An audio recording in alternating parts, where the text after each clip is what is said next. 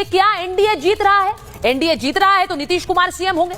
लेकिन आप इस सवाल को दूसरे तरीके से भी समझिए, एनडीए जीत रहा है तो फिर भी क्या नीतीश कुमार ही सीएम होंगे? और यह सवाल इसलिए पूछा जा रहा है क्योंकि देश के गृह मंत्री अमित शाह जो बिहार में हैं, उन्होंने खुलकर कह दिया कि एनडीए नीतीश कुमार के नेतृत्व में चुनाव लड़ रही है। लेकिन इसी के साथ उन्होंने यह भी कहा कि मुख्यमंत्री को चुने हुए विधायक तय करेंगे। अब कहने को यह आम प्रक्रिया है, लेकिन विपक्ष का कहना है कि गृह मंत्री का इशारा एक बड़े उलटफेर की ओर है, उलटफेर जो चुनाव बाद होगा। आपको तस्वीरें दिखाती हूं। आज गृह मंत्री अमित शाह नीतीश कुमार से मिलने पहुंच गए। इस मुलाकात के पीछे एक बड़ा कारण यह बताया जा रहा है कि गृह मंत्री इस बात को पुनः दोहराना चाहते थे कि नीतीश कुमार ही एनडीए के सीएम फेस हैं। लेकिन उनके कल के बयान से हड़कंप ऐसा मचा हुआ है कि विपक्ष बार बार सवाल को दाग रहा है।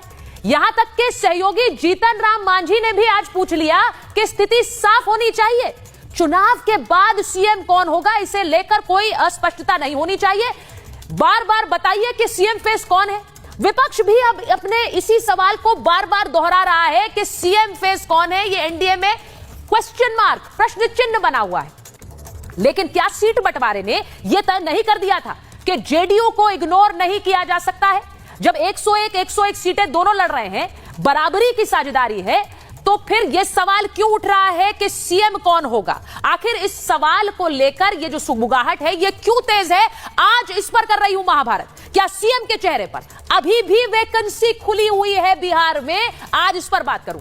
इसी के साथ साथ आज महाभारत में यह भी पूछ रही हूं कि 14 नवंबर एनडीए की दिवाली, महागठबंधन के हाथ क्या खाली?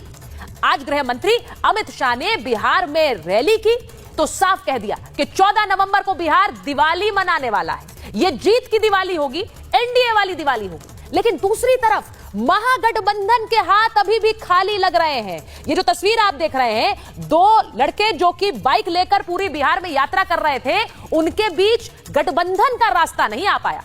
महागठबंधन में अभी भी सीट शेयरिंग का फॉर्मूला नहीं आया है। आज नामांकन का आखिरी दिन था, लेकिन कांग्रेस और आरजेडी ने अपने अपने उम्मीदवार उतार दिए। बिना सीट शेयरिंग के ये उम्मीदवार उतार दिए हैं। यानी बाइक पर बिहार में यात्रा तो कर ली, लेकिन जीत के रास्ते पर क्या ये नहीं चल पा रहे हैं। सबसे बड़ा नुकसान किसे होगा? ये सीट शेयरिंग नहीं हुई है तो राजद और कांग्रेस को ही होगा।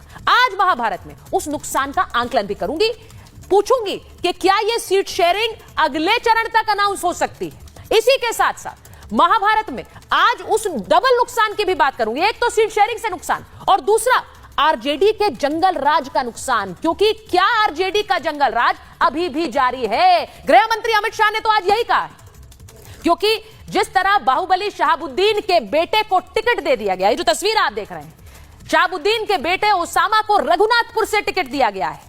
और इसके बाद गृह मंत्री ने आज हुंकार भरते हुए कहा कि यह पार्टी जंगल राज से बाज नहीं आ सकती। ये बाहुबली शहाबुद्दीन के बेटे ओसामा को टिकट देने वाली पार्टी है, यह भूलना नहीं चाहिए। तो आज महाभारत में इसकी भी बात करूंगी कि क्या यह जंगल राज वाला इतिहास भविष्य में भी भारी पड़ने वाला है। इस तस्वीर को देखिए, इस पर भी आज महाभारत में सवाल होंगे। लेकिन जल्दी से पहले एक रिपोर्ट देख लीजिए, क्योंकि बिहार में नामांकन का आज आखिरी दिन था, लेकिन बहुत सारे सवाल अभी भी बने हुए हैं।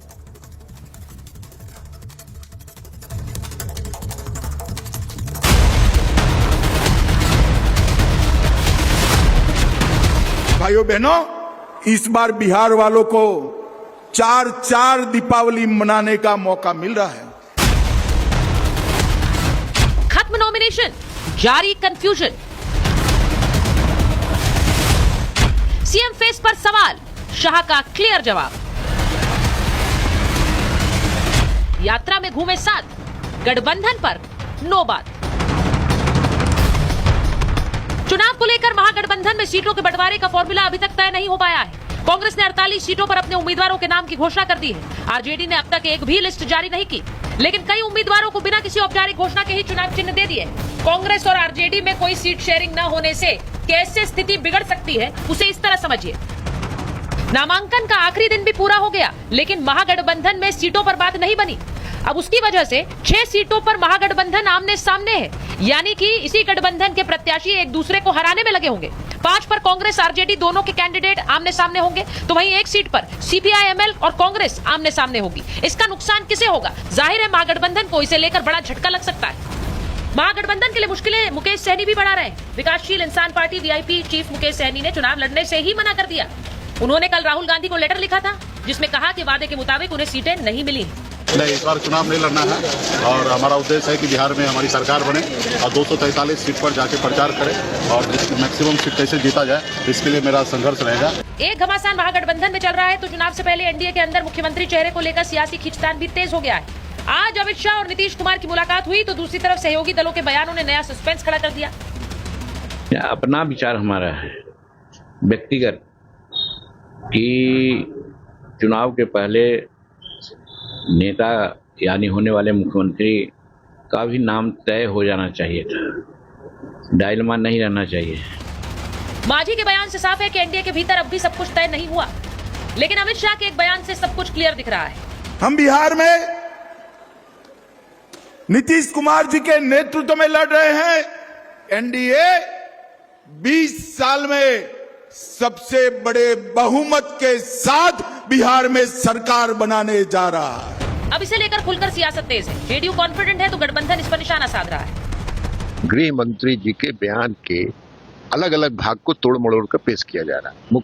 गृह मंत्री जी ने बार बार कहा है कि हम बिहार विधानसभा का चुनाव नीतीश कुमार के नेतृत्व में ही लड़ रहे हैं। मुख्यमंत्री विधायक दल तय करेगा, एनडीए का विधायक दल तय करेगा, ये परंपरा ही है। जो दर्द था, जो राज था, जो साजिश थी, जो षड्यंत्र था, कल सामने आ गया। उन्होंने कहा उनकी पार्टी तय करेगी कौन होगा मुख्यमंत्री। मैं साफ कहना चाहता हूं, मुख्यमंत्री तो बनने से रहा भाजपा और जेडीयू का, पर अब बेचारे नीतीश को नेता विरोधी दल भी नहीं बनने देंगे। जिस तरह की राजनीति कवायद चल रही है, चुनाव तक जनता दल और नीतीश कुमार का नेतृत्व नजर आ रहा है। चुनाव के बाद भारतीय जनता पार्टी अपने विचारों में कहीं ना कहीं जनता दल को समाहित कर लेगी और नीतीश जी के नेतृत्व को पूरी तरह से एलिमिनेट कर देगी। पहले दौर की नॉमिनेशन की तारीख खत्म हो चुकी है, लेकिन बिना गठबंधन के ही आरजेडी और कांग्रेस ने उम्मीदवार उतार दिए। राहुल और तेजस्वी बाइक में साथ पूरे बिहार घूमते रहे, लेकिन बाइक पर रास्ता गठबंधन तक का तय नहीं कर पाए। एक ही सीट पर गठबंधन के 2 उम्मीदवार उतरेंगे तो नुकसान किसका होगा? क्या सहनी इंडिया गठबंधन को नुकसान और ज्यादा पहुंचाने वाले हैं? और सवाल एनडीए के खेमे के लिए भी। एनडीए अगर जीत की दिवाली मनाती है तो सीएम नीतीश कुमार ही होंगे। Bureau report, Republic Bharat. और मेरे साथ महाभारत में जो मेहमान जुड़ रहे हैं, हमारे साथ हैं धनंजय गिरि जी, बीजेपी के प्रवक्ता हैं। हमारे साथ जुड़ रहे हैं नवल शर्मा जी, जेडीयू के प्रवक्ता हैं। धीरेन्द्र कुमार मुन्ना जी हमारे साथ जुड़ रहे हैं, प्रवक्ता हैं एलजेपीआर के। डॉक्टर राकेश रंजन आरजेडी के प्रवक्ता हैं। अजय वर्मा जी कांग्रेस के नेता हैं और साथ ही कैप्टन राजीव रंजन है, प्रवक्ता जनसुराज के। बहुत बहुत स्वागत है। नामांकन का आखिरी दिन था, लेकिन ये हो क्या रहा है भाई? मुझे समझ नहीं आ रहा किस खेमे से पहले सवाल करूं। तो पहले धनंजय जी आपसे शुरुआत कर लेती हूं, क्योंकि अब ये जो हड़कंप मच गया है कि चुनाव के बाद कौन होगा सीएम, ये सवाल आप लोग बार बार इसका जवाब देते हैं कि नीतीश कुमार के नेतृत्व में ये चुनाव है, लेकिन क्या चुनाव बाद भी सीएम नीतीश कुमार ही हैं? सबसे पहले तो मैं आपका धन्यवाद देता हूं मीडिया का और हमारे विपक्षी दलों का, जिन लोगों ने यह मान लिया है कि हाँ एनडीए चुनाव भारी बहुमत से जीत रहा है और सरकार हमारी ही बनेगी। अब मसला मुख्यमंत्री का है। मुख्यमंत्री का मसला आप लेकर के आई है। कल एक मशहूर चैनल पर आदरणीय गृह मंत्री जी का बयान था, उस बयान को आधा दिखाया जा रहा है, लेकिन आधा अधूरा किसी बात को नहीं करनी चाहिए, संपूर्णता में बात करिए। तो जब एक देश की प्रतिष्ठित एंकर ने उनसे पूछा तो उन्होंने कहा कि हम आदरणीय नीतीश कुमार जी के नेतृत्व में चुनावी मैदान में हैं, हम चुनाव लड़ रहे हैं नीतीश जी के नेतृत्व में। उस मशहूर एंकर ने यह पूछा कि क्या नीतीश जी की सीटें कम आई, तो उन्होंने आदरणीय गृह मंत्री जी ने कहा कि ऐसा पहले भी हो चुका है। 2020 में भी नीतीश जी की सीटें कम थी और नीतीश जी खुद नहीं चाहते थे मुख्यमंत्री बनना, बावजूद उसके अनुभव को देखते हुए प्रधानमंत्री जी ने उनसे मुख्यमंत्री बनने का कहा और उनको मुख्यमंत्री बनाया गया। हम उनके लीडरशिप में, उनके नेतृत्व में, उनके नेतृत्व में चुनावी मैदान में और बाकी जो उन्होंने कहा वो संवैधानिक प्रक्रिया का हिस्सा बताया। तो ये बिल्कुल स्पष्ट है, क्लियर है। हमारे एनडीए के पांचों दल एकदम एक स्वर में आपको बता रहे हैं कि हमारा नेता, नीति, नियत, एनडीए, नेतृत्व सब कुछ तय है।